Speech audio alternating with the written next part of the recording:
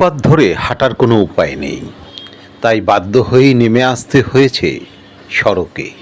রাজধানী ঢাকার বেশিরভাগ মানুষকেই পথ চলতে গিয়ে ফুটপাত নয়, ব্যবহার করতে হয় এই সড়ক।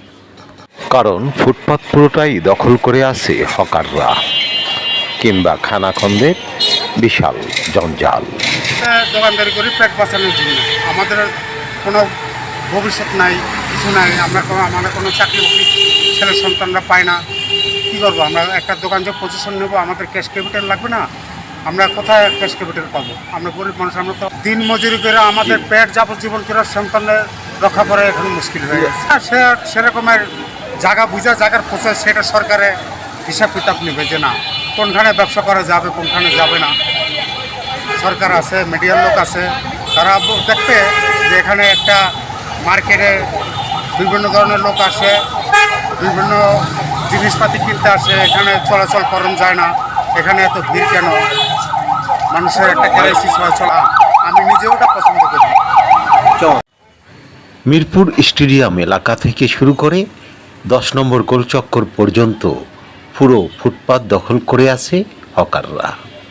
যে কোনো গোলচক্কর, বাস টার্মিনাল, মার্কেট কিংবা হাসপাতালের সামনে এভাবেই ফুটপাত দখলের প্রতিযোগিতা যেন বেড়ে গেছে ঢাকার শহরে। চাই না যে দখল মুক্ত। আমরা স্টুডেন্টরাই কখনোই চাই না যে এই ফুটপাতকেও বিনা কারণে দখল করুক, বিনা কারণে যানবাহন জমাট সৃষ্টি হোক। ঠিক আছে, তো যদি আমরা সুস্পষ্ট পরিকল্পনার ভিত্তিতে এটা বাস্তবায়ন করি, তাহলে অবশ্যই প্রত্যেকটা জনগণের প্রত্যেকটা সাইড থেকে সজাগ থাকা অত্যন্ত জরুরি। রাজধানী ঢাকায় সড়কে ইজিবাইক, অটোরিকশার দৌরত্ব যেমন বেড়েছে, একই সাথে পাল্লা দিয়ে বেড়েছে ফুটপাত দখলের প্রবণতা। এ যেন মগের মূল্য।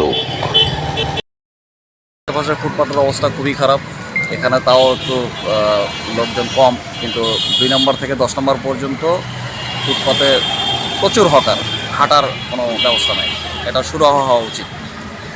তো আসলে যে সেই সরকারের দলের লোকের এই পয়সা এই দখল করে এই আপনার ব্যবসা বাণিজ্য শুরু করে দেয়। এটা ফুটপাত পুরো বন্ধ করে দেয়, মানুষ চলাচলের খুব বিঘ্ন ঘটে। যেমন অসুস্থ রুগীরা তো হাঁটতেই পারে না। আপনার এই যেখানটা গাড়ি চলে সেখানটা মানুষ চলাচল করে, কারণ ফুটপাত পুরাটাই দখল। এই পাশ ওই পাশ ধরো পাশে বহুবার চেষ্টা করছে, কিন্তু ঘুরাতে পারে না। মানুষ ওই যে এক একজন দলের প্রভাব খাটায়, অমুক নেতা, সেই নেতা, ওই নেতা, ওরা দখল করে ব্যবসা করে। বলার কিছু নেই, কেউ কিছু বলে না, পুলিশও বলে না, হাসপাতাল কর্তৃপক্ষ কিছু বলে না। হাসপাতালের কর্তৃপক্ষ অনেকবারই বলছে, কিন্তু হাসপাতালের কর্তৃপক্ষ ভয়ে থাকে, কারণ ঊর্ধ্বতম কর্মকর্তারা বলে যে এটা আমাদের লোক, যে সরকার সেই সরকারের লোক। তো এই মুহূর্তে তো অন্তর্বর্তীকালীন সরকার চলছে, এই মুহূর্তে কি সরকারের লোক আছে এর মধ্যে? না, এখন আরও বেশি, কারণ এখন তো বাপ্পা নাই। আর এই বিষয়ের দিকে তো এই সরকার কোনো নজর দিতেছে না। রাস্তাঘাট যে দখল হয়ে রয়েছে, মানুষের চলাচলের যে রাস্তাগুলি দখল করে ব্যবসা বাণিজ্য শুরু করছে, কেউ দেখেন নাই। সিটি কর্পোরেশন তাহলে কি করছে? এ প্রশ্ন রাজধানী ঢাকার প্রায় সব নাগরিকের। দুপাশেই যখন ফুটপাত এভাবে দখল হয়ে থাকে, মানুষ স্বাভাবিক কারণেই নেমে আসে সড়কে, আর দ্রুতগামী গাড়ি তখন বিপজ্জনক হয়ে ওঠে পথ চলায়। আরিফ আহমেদ, ঢাকা।